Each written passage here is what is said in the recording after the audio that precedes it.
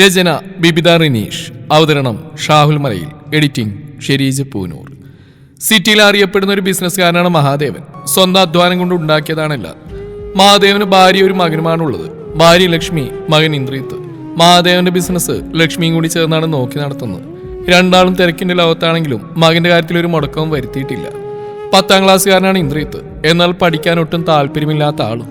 വീട്ടിലായാലും സ്കൂളിലായാലും ഒന്നും തന്നെ പഠിക്കില്ല. ക്ലാസ്സിലെ ഏറ്റവും മോശം കുട്ടിയാണ് ഇന്ദ്രിത്ത്. അത് പലപ്പോഴും ടീച്ചേഴ്സ് പറയുന്നുണ്ട്. ഒരു ദിവസം, ഇന്ദ്ര, നാളെ നിന്റെ അച്ഛനെയും അമ്മയും എന്നെ വന്ന് കാണാൻ പറയണം. എനിക്ക് അവരോട് കുറച്ച് സംസാരിക്കാനുണ്ട്. എന്താ ടീച്ചർ?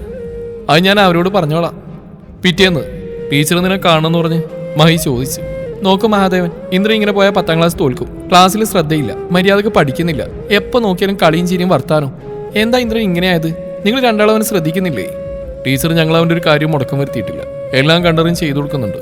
എന്നിട്ട് ഇവനെന്താ ഇങ്ങനെയെന്ന് ചോദിച്ചാൽ ഞാനെന്താ പറയാ? മഹി തലവിനിച്ചു. ഇപ്പോഴത്തെ കുട്ടികളെ തല്ലാനും വഴക്കുവരാനും പാടില്ലെന്ന്. കാരണം പെട്ടെന്നുണ്ടാകുന്ന വിഷമത്തിൽ അവരെന്താ ചെയ്യുമെന്ന് പറയാൻ പറ്റില്ല. അതുകൊണ്ട് നിങ്ങളെ വിളിപ്പിച്ച്. അറിയാലോ, മറ്റ് ക്ലാസ്സുകൾ പോലെയുള്ള 10ാം ക്ലാസ് ഞങ്ങളെ കൊണ്ടാവുന്നത്ര ഞങ്ങൾ ശ്രമിക്കാം. ബാക്കിയെല്ലാം ഇന്ദ്രന്റെ കയ്യിലാണ്. പിന്നെ നിങ്ങളും അവനെ ശ്രദ്ധിക്കണം. മഹി ലക്ഷ്മിയും തിരിച്ച് വീട്ടിലെത്തി. അന്ന് രാത്രി അവർ ഇന്ദ്രനെ അടുത്ത് വിളിച്ചെത്തി സംസാരിച്ചു. മോനെ ഇന്ദ്ര, നിനക്ക് എന്തിന്റെ കുറവാണ്? ഇവിടെ നിന്റെ എല്ലാ ആഗ്രഹവും ഞങ്ങൾ നടത്തി തരുന്നില്ലേ? എത്ര വലിയ തിരക്കുണ്ടെങ്കിൽ നിന്റെ കൂടി എല്ലാത്തിനും ഞങ്ങൾ സമയം ചെലവഴിക്കില്ലേ? പിന്നെ എന്താ മോൻ പഠിക്കാത്തത്? മഹി ഇന്ദ്രനോട് ചോദിച്ചു. അച്ഛാ, എനിക്ക് പഠിക്കാൻ താല്പര്യമില്ല. ഞാൻ എന്തിനാ കഷ്ടപ്പെടുന്നത്? അച്ഛനമ്മ ഉണ്ടാക്കുന്ന മുഴുവൻ എനിക്ക് മാത്രമുള്ളതല്ലേ. അപ്പം ഞാൻ പഠിച്ചാലില്ലെങ്കിൽ എനിക്ക് ജീവിക്കാനുള്ള ഇവിടെ ഉണ്ട്. അതുകൊണ്ട് സോറി അച്ഛാ, ഇനി എന്നോട് ഈ കാര്യം പറയരുത്. ഇന്ദ്രൻ പറഞ്ഞു. മോനെ, നിന്നെ പോലെ അല്ലായിരുന്നു അച്ഛൻ്റെ ജീവിതം. ഒരുപാട് കഷ്ടപ്പെട്ടാണ് ഈ നിലയിലെത്തിയത്. നന്നായി പഠിച്ച് നല്ല മാർക്കോടെ പാസ്സായി സ്വന്തം അധ്വാനത്തിൽ ഉണ്ടാക്കിയതല്ല. എൻ്റെ മോന് അതേപോലെ വളരണം. മാതാപിതാക്കളുടെ സ്വത്തിലും സമ്പാദത്തിലും ഒരിക്കലും അഹങ്കരിക്കരുത്. അതൊക്കെ എപ്പോൾ വേണമെങ്കിലും നഷ്ടപ്പെടാം. നീ പറഞ്ഞ പോലെ ഈ കാണുന്ന മുഴുവൻ നിനക്കുള്ളത് തന്നെയാണ്. കാരണം ഞങ്ങൾക്ക് നീയേ ഉള്ളൂ. പക്ഷെ അച്ഛനും ഒന്ന് ചോദിച്ചോട്ടെ, നാളെ ഞങ്ങൾ മരിച്ചുപോയാൽ നമ്മുടെ ബിസിനസ് നോക്കിയെടുത്താനുള്ള അറിവും പക്വതയും കഴിവും നിനക്കുണ്ടോ? എത്ര ശ്രദ്ധയോടെയാണ് ഞങ്ങൾ നടത്തിക്കൊണ്ടുപോകുന്നതെന്ന് അറിയോ? ലാഭം ഉണ്ടാവും, പക്ഷെ നഷ്ടങ്ങളുണ്ടാകാൻ നോക്കണം. സ്നേഹം, സെന്റിമെന്റ്സ് ഇതൊക്കെ ഉണ്ടാവും, പക്ഷെ ചതിക്കപ്പെടാതെ നോക്കണം. എന്തെങ്കിലും ഒരു പാളിച്ച പറ്റിയാൽ എല്ലാം ഒറ്റ നിമിഷം കൊണ്ട് തകരും. മനുഷ്യന്റെ ജീവിതം അങ്ങനെ തന്നെയാ മോനെ. നിന്റെ ജീവിതം നീയായിട്ട് ഇല്ലാതാക്കരുത്. നീ ഇപ്പം നഷ്ടപ്പെടുത്തി കളയുന്നത് നിന്റെ ജീവിതത്തിൽ വിലപ്പെട്ട സമയമാണ്. അതുകൊണ്ട് മോൻ നന്നായിട്ടൊന്ന് ആലോചിക്കുക. എന്നിട്ട് എന്ത് വേണമെന്നും എങ്ങനെ ജീവിക്കണമെന്നും മോൻ തീരുമാനിക്കുക. അത്രയും പറഞ്ഞുകൊണ്ട് മഹി ലക്ഷ്മി എഴുന്നേറ്റ് മുറിയിലേക്ക് നടന്നു. ഒരു നിമിഷം മഹി തിരിഞ്ഞ് ഇന്ദ്രനെ നോക്കി പറഞ്ഞു. ഞാൻ നിന്നോട് ഇതൊക്കെ പറഞ്ഞ മറ്റൊന്നും കൊണ്ടല്ല. ഇപ്പോഴും നിന്റെ മനസ്സ് മാറിയിട്ടുണ്ടോന്ന് എനിക്കറിയില്ല. പക്ഷേ നിന്റെ ക്ലാസ് ടീച്ചർ മറ്റൊരു കാര്യം കൂടി പറഞ്ഞു. പഠിക്കാനുള്ള ബുദ്ധിയും കഴിവും ഇന്ദ്രനുണ്ട്. മനസ്സിരുത്തി ശ്രമിച്ചാൽ നടക്കാവുന്നേ ഉള്ളൂ എന്ന്. അതുകൊണ്ട് നിന്നിൽ ചെറിയൊരു പ്രതീക്ഷ എനിക്കുണ്ട്. ബാക്കിയെല്ലാം നിന്റെ കയ്യിൽ തന്നെയാണ്. അതും പറഞ്ഞ് മഹി ലക്ഷ്മി മുറിയിലേക്ക് പോയി. പക്ഷേ ഇന്ദ്രൻ അപ്പോഴൊരു മാറ്റവും ഇല്ലായിരുന്നു. അവൻ എഴുന്നേറ്റ് അവൻ്റെ മുറിയിലേക്ക് പോയി. അച്ഛൻ്റെ ഒരു ഉപദേശം. എനിക്ക് വയ്യൊന്നിനു വേണ്ടി കഷ്ടപ്പെടാൻ ശ്രമിക്കാനും പഠിക്കാതെ എങ്ങനെ മാർക്ക് വാങ്ങാനും ജയിക്കാനും പറ്റുമെന്ന് നോക്കാം. പിറ്റേന്ന് ഇന്ദ്രൻ അമ്പലത്തിൽ പോയി തൊഴിൽ തിരിച്ച് വീട്ടിലേക്ക് വരുമ്പോൾ പണി നടന്നുകൊണ്ടിരിക്കുന്ന ഒരു കെട്ടിടത്തിന് താഴെ ഒരാൾ ഒറ്റയ്ക്ക് പണി ചെയ്യുന്ന കണ്ടു. സമയം 7 ആവുന്നില്ലല്ലോ. ഇയാളെന്തിനാ ഇവിടെ ഒറ്റയ്ക്ക് പണിയെടുക്കുന്നത്? വേറെ ആരെയും കാണുന്നില്ലല്ലോ. പോയി ചോദിച്ചു നോക്കാം. ഇന്ദ്രൻ അയാളുടെ അരികിലേക്ക് ചെന്നു. ഹലോ ചേട്ടാ, എന്തിനെങ്കിലും ഒറ്റയ്ക്ക് പണിയെടുത്ത് കഷ്ടപ്പെടുന്നേ? ചേട്ടൻ ഒറ്റക്കാണോ ഈ കെട്ടിടം പണി തീർത്തളാന്ന് പറഞ്ഞിരിക്കുന്നേ? ഇന്ദ്രൻ പരിഹാസത്തോട് ചോദിച്ചു. അയാളൊരു പുൻസിരിയോടെ ഇന്ദ്രനെ നോക്കി. കണ്ടാൽ 35 വയസ്സിനോളം പ്രായം തോന്നിക്കും. മോൻ്റെ പേരെന്താ? ഇന്ദ്രൻ. അമ്പലത്തിൽ പോയതാണല്ലോ ഇത്ര രാവിലെ? അതെ. എങ്ങനെ മനസ്സിലായി?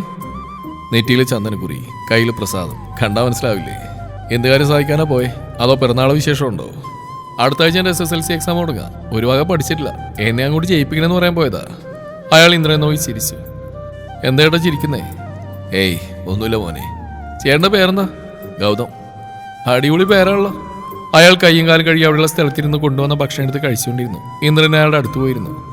മോന് വശിക്കുന്നുണ്ടോ? ഉണ്ടെങ്കിൽ പാതിയായി കഴിക്കാം, അയാൾ പറഞ്ഞു. ഓ വേണ്ട ചേട്ടാ, ചേട്ടൻ കഴിച്ചോ. എനിക്ക് ആവശ്യത്തിന് ഭക്ഷണം വീട്ടിലുണ്ടാക്കി വെച്ചിട്ടുണ്ട്. മോന് വീട്ടിൽ അമ്മ ഉണ്ടാക്കുന്ന ഭക്ഷണമാണോ അതോ പുറത്തെ ഭക്ഷണമാണോ ഇഷ്ടം? അയാൾ ചോദിച്ചു. എനിക്ക് പുറത്തുനിന്ന് കഴിക്കുന്ന ഇഷ്ടം. പക്ഷെ എൻ്റെ അച്ഛൻ വീട്ടിൽ നിന്ന് മാത്രമേ കഴിക്കൂ. പുറത്തെ ഭക്ഷണം അച്ഛൻ ബിസിനസ് ടൂറിലാകുമ്പോൾ മാത്രമേ കഴിക്കൂ. എന്താ ചേട്ടാ അങ്ങനെ ചോദിച്ചേ? ചേട്ടന് വീട്ടിലെ ഭക്ഷണമാണോ അതോ പുറത്തെ ഭക്ഷണമാണോ ഇഷ്ടം? എനിക്ക് വീട്ടിലെ ഭക്ഷണമാണ് ഇഷ്ടം. പക്ഷേ പാചകം ചെയ്തിരാൻ എനിക്ക് വീട്ടിൽ അമ്മയും ഭാര്യയൊന്നുമില്ല.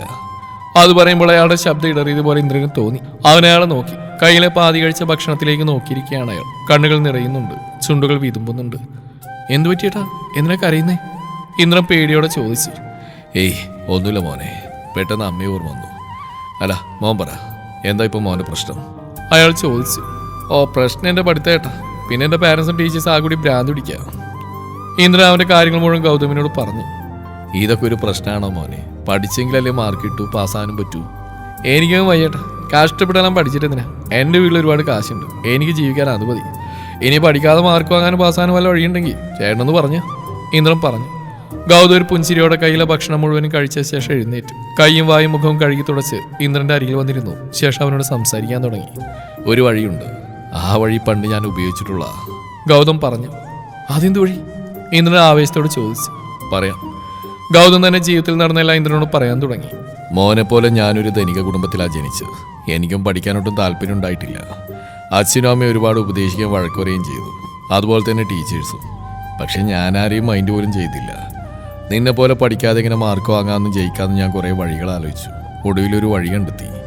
എന്തുവഴി? എൻ്റെ വീടിൻ്റെ അടുത്ത് ജീവൻ എന്നൊരു ദരിദ്ര ബാലനുണ്ടായിരുന്നു. ഒരു ദിവസം ഞാൻ അവനെ കാണാൻ പോയി. ജീവ. എന്താ ഗൗതം, പണക്കാർക്ക് ഈ പാപ്പട്ടിൻ്റെ വീട്ടിലേക്ക് വരുമോ? ജീവനൊരു ചിരിയോടെ ചോദിച്ചു. എടാ, എനിക്ക് നിന്റെ ഒരു സഹായം വേണം. അത് നീ ചെയ്തെന്ന് നീ പറയുന്ന കാശ് തരും, സമ്മതാണോ?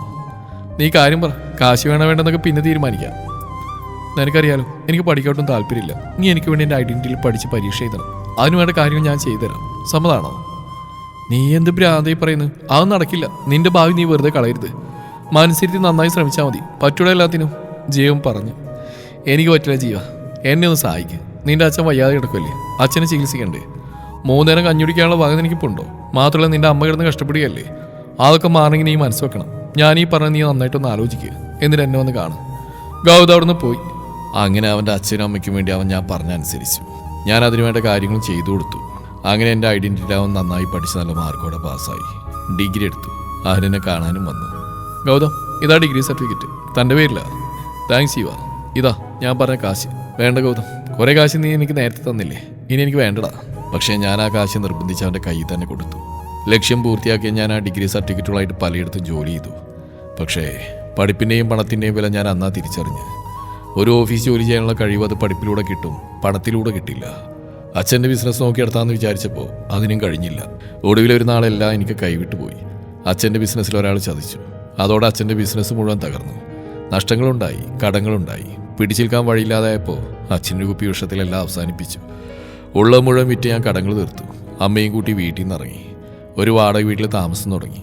അച്ഛനെക്കുറിച്ചുള്ള ഓർമ്മയിൽ നേരുന്നൊരു നാൾ അമ്മയെ എന്നെ തനിച്ചാക്കിപ്പോയി. എല്ലാം കൊണ്ടും തകർന്നു പോയ ഞാൻ അവസാനം സാധാരണക്കാരുടെ ജോലിയായ കൂലിപ്പണിയിലേക്ക് തിരിഞ്ഞു. ഇപ്പോൾ ഒരു ഒറ്റമുറി വീട്ടിൽ തനിച്ചുള്ള ജീവിതം എനിക്ക്. ആരുമില്ലാത്തൊരനാഥൻ. പറഞ്ഞു കഴിഞ്ഞത് അയാളുടെ കണ്ണുകൾ നിറഞ്ഞൊഴുകി. ഇന്ദ്രൻ അയാളുടെ കണ്ണുകൾ തുടച്ച് ചോദിച്ചു. അപ്പോൾ ജീവനോ? അയാളെക്കുറിച്ചൊന്നും പറഞ്ഞില്ലല്ലോ. ജീവൻ സ്വന്തം പേരിൽ ഡിഗ്രി സർട്ടിഫിക്കറ്റ് ഒന്നുമില്ലെങ്കിലും പഠിച്ച പഠിപ്പിലൂടെ നല്ല അറിവും ബുദ്ധിയും കഴിവുണ്ടായിരുന്നു. അതുകൊണ്ട് അവൻ പതിയെ പതിയെ പിടിച്ചു കയറി.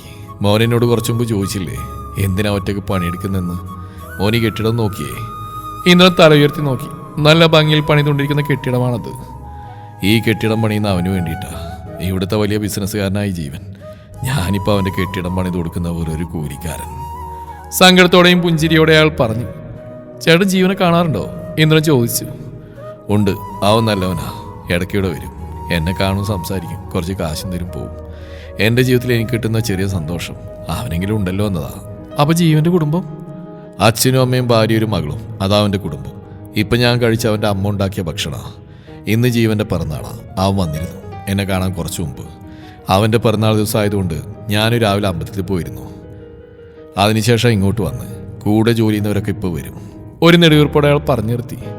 മോനെ, എൻ്റെ അവസ്ഥ നിനക്കുണ്ടാവരുത്. നീ നന്നായി പഠിക്കണം, ശ്രമിച്ചാൽ നടക്കും. അതല്ലേ നിന്റെ ടീച്ചറും അച്ഛനും അമ്മയും പറഞ്ഞ് നീ ശ്രമിക്കണം, നിന്നെ കൊണ്ട് പറ്റും. പഠിപ്പിൻ്റെ കാര്യത്തിൽ ഒരിക്കലും ഒരു കുറുക്കുവഴി കണ്ടെത്തരുത്. അത് നമ്മുടെ നാശത്തിൻ്റെ തുടക്കമാവും. അതിൻ്റെ തെളിവാ ഞാൻ. ഇന്ദ്ര വേദനയോടെ ഗൗതമിനെ നോക്കി. പിന്നെ മോൻ പറഞ്ഞില്ലേ മോന് പുറത്തുനിന്ന് കഴിക്കുന്ന ഇഷ്ടമെന്ന്. അതൊക്കെ മോൻ്റെ ഇഷ്ടം.